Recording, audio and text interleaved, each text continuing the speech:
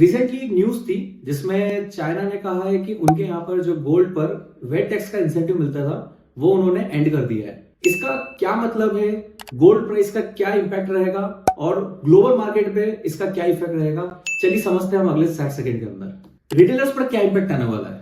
अभी तक चाइना की गवर्नमेंट वेट टैक्स के ऊपर इंसेंटिव देती थी रिटेलर्स को जब भी वो गोल्ड खरीदते थे, अब वो एंड कर चुके हैं। इसका मतलब ये है कि चाइना में अंदर गोल्ड की प्राइस बढ़ने वाली है।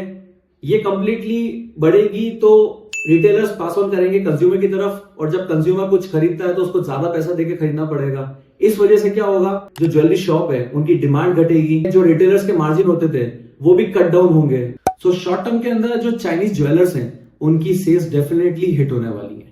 अब जब टैक्स बढ़ा दिया है, गोल्ड की प्राइस बढ़ेगी। जब गोल्ड की प्राइस बढ़ती है तो एंड यूजर कौन है, कंज्यूमर। तो रिटेलर जब कंज्यूमर को पास ऑन करेगा तो उनको ज्यादा प्राइस पे करना पड़ेगा गोल्ड खरीदने के लिए, तो अल्टीमेटली डिमांड लूज डाउन होगी। चाइना का जो प्रॉपर्टी सेक्टर है वो कोलैप्स हो रहा है। एवरग्रांड, कंट्री गार्डन जैसे जो बड़े बड़े रियल एस्टेट डेवलपर्स हैं वो क्रैश हो रहे हैं। एक टाइम था जब चाइना के पास में अच्छा खासा बिलियंस के अंदर टैक्स रेवेन्यू आता था रियल एस्टेट से, अब वो नी के बराबर आ रहा है। China desperately needs the money. इसी वजह से गवर्नमेंट ने जो वेट टैक्स का जो इंसेंटिव मिलता था गोल्ड के ऊपर वो कट डाउन कर दिया है, जिससे टैक्स का जो कलेक्शन है वो ज्यादा उनको मिल सके। जब एक बड़ा मार्केट जैसा चाइना अगर अपनी बाइंग कम कर देता है तो उस वजह से ग्लोबल मार्केट के अंदर कहीं ना कहीं एक स्टेबिलिटी और एक सॉफ्टनेस आ जाती है। इसी वजह से हम देख रहे हैं कि पिछले 10-12 दिनों के अंदर गोल्ड के अंदर आपको अच्छा खासा एकदम स्पाइक नहीं मिल रहा है जो पिछले इतने टाइम से मिल रहा था अक्टूबर और सितंबर के अंदर।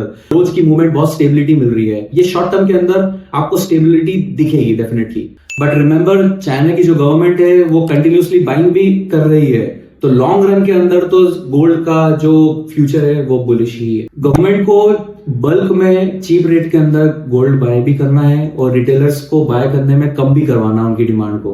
तो याद रहे, जब रिटेलर्स की डिमांड कम होगी तो सेंट्रल बैंक की बाइंग बहुत इजी हो जाएगी करने के लिए।